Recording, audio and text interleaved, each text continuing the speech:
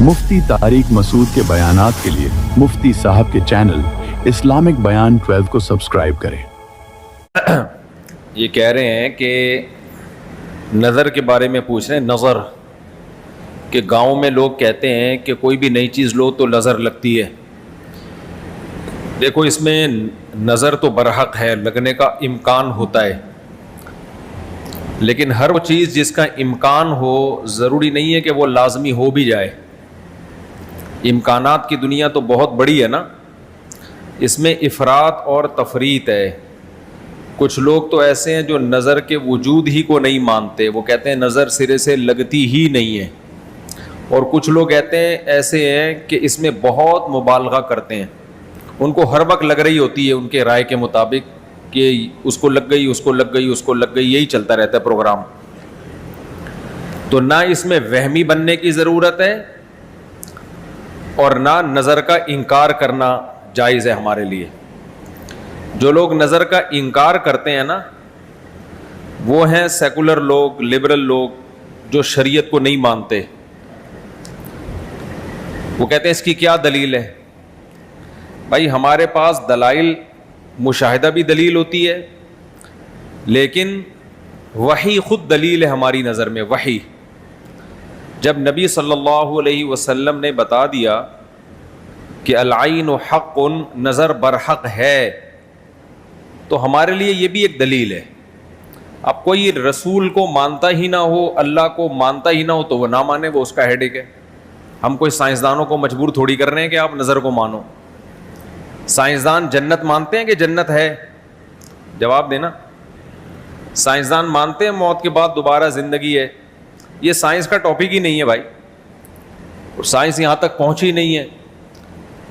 تو نظر تو برحق ہے، کوئی بھی اچھی چیز ہو، کوئی بھی بہت ہو، تو اس کا چانس ہوتا ہے کہ نظر لگ جائے۔ نبی صلی اللہ علیہ وسلم نے فرمایا اگر کوئی چیز تقدیر پر غالب آ سکتی تو وہ نظر ہوتی، اور نظر اونٹ کو ہانڈی تک پہنچا دیتی ہے۔ اچھا والا اونٹ ہوتا ہے، نظر لگی گیا۔ آپ نے دیکھا ہوگا بڑے بڑے اونچے کٹے بیل لوگ لے کر آتے ہیں بقرعید کے دنوں میں، بعض دفعہ نظر لگتی ہے دھڑام سے گر جاتے ہیں، بعض دفعہ ویسے ہی گر جاتے ہیں غربت مہنگائی سے متاثر ہو کے، لیکن بعض دفعہ نظر بھی لگتی ہے۔ تو ہمارے پاس جو نظر کے برحق ہونے کی دلیل ہے وہ رسول اللہ صلی اللہ علیہ وسلم کا قول۔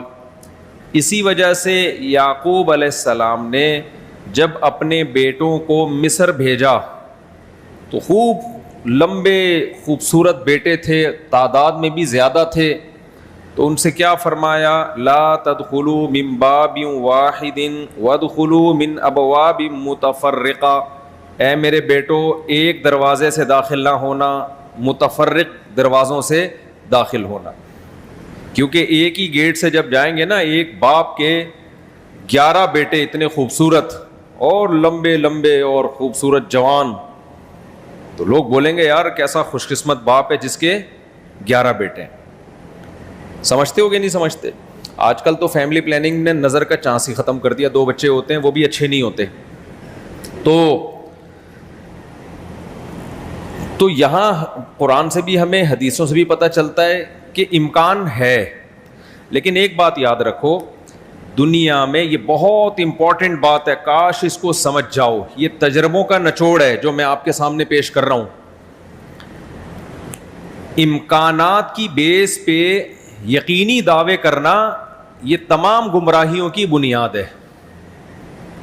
جادو کا بھی امکان ہوتا ہے، کسی پہ جادو ہو جائے، ہزاروں میں کسی ایک پہ، لیکن روحانی عامل کے پاس جب آپ جاؤ گے کہے گا آپ پہ بھی جادو، آپ پہ بھی جادو، آپ پہ بھی جادو، آپ پہ بھی جادو۔ جب آپ کرو گے نا کہ بھائی مجھ پہ جادو کیسے ہے، تو کہے گا کیا جادو برحق نہیں ہے؟ سمجھ میں آ رہی ہے بات؟ ڈاکٹر یہ بدماشی کبھی نہیں کرتا۔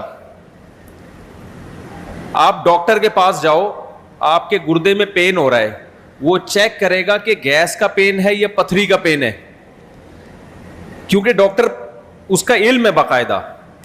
وہ کبھی یہ نہیں کہے گا کہ پتھری ہے بس تکا مار دیا۔ بھائی ڈاکٹر صاحب پتھری کا پین کیوں ہے؟ تو وہ جواب میں کہے کیا گردوں میں پتھری ہوتی نہیں ہے کیا؟ آپ بولو گے ہوتی تو ہے, میرے ہے یا نہیں ہے, مجھے تو یہ تو بتاؤ.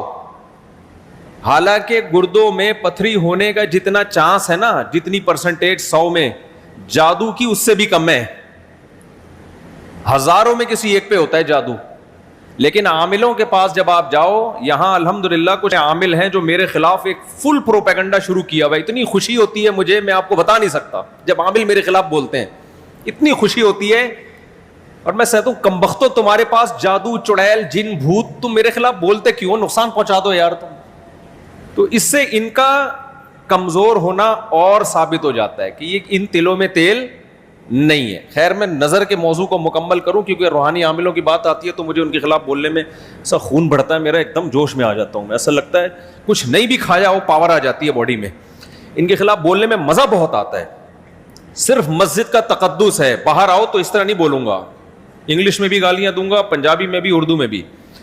تو یہاں بڑے بڑے عامل ہیں جو بڑے پنپ رہے ہیں, اور ہمارے بڑے بڑے مولانا جا کے نا ان کو پروموٹ کر رہے ہیں, بے شرموں کو, ان بے غیرتوں کو. خیر, فی الحال اتنی گالی کافی ہے. تو اچھا, میں کیا کہہ رہا تھا یار, عاملوں کی ٹاپک آتا ہے تو اتنی خوشی ہوتی ہے. جی ہاں, نظر کی بات کر رہا تھا میں. تو نظر میں جو ہے نا لگنے کا چانس ہوتا ہے, یہ ہے, لیکن چانس سے فائدہ اٹھا کے ہر ایک کو یہ کہنا کہ تم پہ جادو ہے, تم پہ نظر ہے, تم پہ یہ ہے. ڈاکٹر یہ کام نہیں کرتا. شوگر کا چانس ہوتا ہے آپ کو کہ شوگر ہے, لیکن یہ تو نہیں کہ ڈاکٹر جب تک کمپلیٹلی تحقیق نہ کر لے, ڈاکٹر نہیں کہے گا تمہیں شوگر ہے, تمہارے گردوں میں پتھری ہے, تمہارے پیٹ میں یہ مسئلہ ہے. حالانکہ امکانات تو ہوتے ہیں, لیکن آپ یہ جو ڈرامے باز لوگ ہیں نا روحانی عامل, ان کے پاس جاؤ گے نظر ہی لگی ہوئی ہے آپ کو. لازمی کیا لگی ہے؟ کیونکہ جب کسی کے پاس کوئی فن نہیں ہوتا, علم نہیں ہوتا, تو وہ سب کچھ جانتا ہے. پھر سمجھ رہے, ڈاکٹر کے پاس علم ہوتا ہے کڈنی کا, لہذا تحقیق کرے گا, 100 میں 2 کو کہہ دے گا تیرے گردے خراب ہیں. عاملوں کے پاس چونکہ جن, چڑیل, بھوت کا علم ہوتا ہی نہیں ہے, لہذا ہر ایک پر جن بھی ہے, چڑیل بھی ہے, اور بھوت بھی ہے, اور نظر بھی ہے, اور موکل بھی ہیں, اور ہمزاد بھی ہیں, اور پتہ نہیں کیا کیا ہے, ڈرامے بازی. سمجھتے ہو؟ جب ان کو بولو کہ کیا دلیل ہے, تو بھائی امکانات کی دنیا میں امکان کہ فلاں پہ لگ گئی تھی, فلاں پہ لگ گئی تھی, تو خوب سمجھ لو امکانات کی بیس پہ یہ کہنا کہ ابھی دیکھو ایک مولانا صاحب کا کلپ آیا, انہوں نے کہا کہ نبی صلی اللہ علیہ وسلم نے فرمایا کہ ہر بیماری کی دوا اللہ نے رکھی ہے دنیا میں, یہ صحیح حدیث ہے. پھر انہوں نے ایک دوا بتائی کہ یہ شوگر کی بہترین دوا ہے. بھائی آپ ڈاکٹر ہو, آپ سائنٹسٹ ہو, کہہ رہے میں نے یہ کہیں سے نکالی ہے. ڈاکٹر کہہ رہے ہیں شوگر ایک اسٹیج پہ پہنچنے کے بعد لا علاج ہے, یہی کہتے ہیں نا ڈاکٹر. بھائی شوگر ایک اسٹیج پہ پہنچ جائے تو وہ کیا ہو جاتی ہے, اب ٹھیک نہیں ہو سکتی, کنٹرول کرنی پڑے گی, لبلبا ٹھیک نہیں ہوگا آپ کا. لیکن انہوں نے کہا کہ دیکھو ہر بیماری کی اللہ نے شفا پیدا کی ہے, تو یہ میڈیسن, یہ کوئی دیسی نسخہ ہے, یہ شوگر ٹھیک کر دے گا. اب دلیل کیا دے رہے ہیں؟ ہر بیماری کی اللہ نے دوا پیدا کی, یقیناً کی ہے, لیکن کیا وہ آپ کو معلوم ہے؟ کیا وہ دوا یہ ہے جو آپ پیش کر رہے ہیں؟ اس کی کیا دلیل ہے؟ بھائی بہت ساری دوائیں لوگوں کو معلوم نہیں ہے. تو اب یہ سمجھیں کہ 2 انتہائی میں جلدی سے کمپلیٹ کروں اس موضوع کو, کہ نظر لگنے کا چانس ہوتا ہے, لیکن یہ نہیں ہے کہ جو بھی کوئی اچھی چیز ہوگی, کچھ بھی ہو جائے, اس کو نظر ہی لگی ہے. تو یہ وہم کی دنیا سے باہر نکلنا چاہیے. جو سیکولر لبرل لوگ ہیں جو نظر کا بالکل انکار کرتے ہیں, وہ کہتے ہیں فلاں فلاں پہ کیوں نظر نہیں لگی, وہ اتنے ہینڈسم, اتنے خوبصورت لوگ ہیں, فلاں کی آواز اتنی اچھی, ان پہ نظر کیوں نہیں لگی. تو اب اصول سمجھیں, نظر لگنے کے لیے علماء نے قاعدہ ضابطہ بیان کیا ہے کہ جو چیزیں مشہور ہوتی ہیں نا ان کو اکثر نظر نہیں لگتی. نظر ہمیشہ اچھمبے کی چیز کو, اچانک, جیسے میں لوگوں سے کہتا ہوں بھائی آپ انتہائی غریب تھے, سائیکل بھی نہیں تھی آپ کے پاس, اچانک آپ کے پاس بہت زیادہ پیسہ آ گیا, اور علاقہ بھی وہی ہے, رہتے اسی غریبوں کے محلے میں ہو, گندے نالے پہ رہتے ہو, سائیکل پہ تھے, اچانک لینڈ کروزر آ گئی آپ کے پاس. یہ جو اچانک والا کام ہوا ہے نا, اس میں نظر لگنے کا چانس ہوتا ہے. سمجھ میں آ رہی ہے بات؟ اب دیکھو یعقوب علیہ السلام کے بیٹے مصر میں ان کے ساتھ ہی رہتے تھے, سوری مصر میں نہیں, شام میں, ساتھ رہتے تھے. وہاں یعقوب علیہ السلام نے نظر سے بچنے کا یہ والا اہتمام ہمارے علم میں نہیں ہے کہ بچوں کو کہو دروازے سے الگ الگ جایا کرو, ایک ہی دروازے سے. لیکن جب مصر جا رہے ہیں نا, اجنبی جگہ ہے, وہ لوگ یعقوب علیہ السلام کے بیٹوں سے مانوس نہیں ہیں. وہاں یعقوب علیہ السلام نے کہا ایک نئی جگہ پہ جا رہے ہو, اچانک اتنے بیٹے جب لوگ دیکھیں گے نا خوبصورت, وہاں چانس ہے. تو اس سے پتہ چلتا ہے کہ اپنی نعمت کو آہستہ آہستہ ایکسپوز کرنا چاہیے. سمجھتے ہو کہ نہیں سمجھتے؟ آہستہ آہستہ کیا کرنا چاہیے؟ پہلے پہلی ہو پھر دوسری, استغفر اللہ, یعنی آہستہ آہستہ. ایک کمارا آدمی جس کو کوئی رشتہ نہیں دے رہا تھا, اچانک 4 بیویاں لے کے گھوم رہا ہے, تو چانس ہوتا ہے اس کے نظر لگنے کا. اس لیے ایک دم سے نہیں, تھوڑا تھوڑا آہستہ آہستہ. پہلے ایک پہلی ہوگی, دوسری میں کچھ پٹو گے, تھوڑی بےزتی ہوگی, تھوڑی عزت ہوگی, کچھ لڈو کچھ گالیاں مل جل کے, پھر تیسری. تو اس طرح کر کے چلانا, ٹھیک ہے. تو اچانک کوئی نعمت آتی ہے تو اس پہ نظر لگنے کا چانس ہوتا ہے. دوسری بات یہ ہے کہ نظر سے بچنے کے لیے جو نبی صلی اللہ علیہ وسلم نے دعائیں بتائی ہیں, ان دعاؤں کا اہتمام کرنا چاہیے. اعوذ بکلمات اللہ التامہ من کل شیطان وہامہ ومن کل عین لامہ, یہ دعا پڑھنی چاہیے. اور اپنی نعمت کا اظہار ان لوگوں کے سامنے کرنا چاہیے جو آپ سے محبت کرتے ہیں, وہ خوش ہوں گے. بعض دفعہ انسان دوسرے سے محبت کے دعوے کرتا ہے لیکن جیلس ہو جاتا ہے. وہ جب آپ اس کو بتاتے ہیں نا میرے پاس اتنا پیسہ, میری ارننگ اتنی ہو گئی, تو وہ اندر اندر سے جل رہا ہوتا ہے. تو حاسد کی نظر لگنے کا چانس زیادہ ہوتا ہے. سمجھتے ہو؟ تو اپنی نعمت ہر ایک کے سامنے نہیں بیان کرنی چاہیے. بعض دفعہ اپنی نظر بھی لگتی ہے انسان کو, تو خود پسندی میں عجب میں مبتلا نہیں ہونا چاہیے. جب بھی کوئی نعمت ہو آدمی کیا کہے, اللہ کی دین ہے بھائی, میرا کمال نہیں ہے. کس کی دین ہے؟ یہ اللہ کی دین ہے. تو ان چیزوں کے اہتمام سے نظر کا چانس کم ہو جاتا ہے.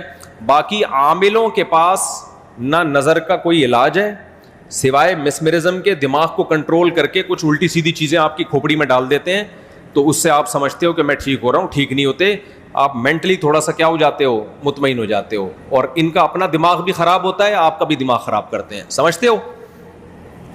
اچھا, میں جب عاملوں کے خلاف بولتا ہوں لوگ کہتے ہیں یہ 2 نمبر عاملوں کے خلاف ہے. بالکل غلط بات. میں 1 نمبر عاملوں کے خلاف ہوں, یہ ذہن میں رکھو. 2 نمبر کو تو میں لفٹ ہی نہیں کراتا. میں ان عاملوں کے خلاف ہوں جن کو علماء بزرگان دین سمجھتے ہیں کہ بہت بڑی پہنچی ہوئی چیز ہے یہ. میں ان کو 2 نمبر سمجھتا ہوں. یہ کخ بھی نہیں کر سکتے. سمجھتے ہو؟ یہ کچھ بھی نہیں کر سکتے, چاہے امریکہ میں ہو, چاہے جاپان میں ہو, چاہے پاکستان میں ہو, چاہے کراچی میں ہو, چاہے پنجاب میں ہو, سب ایک جیسے ہیں. تو اس لیے اپنے آپ کو بچاؤ ان فضول لوگ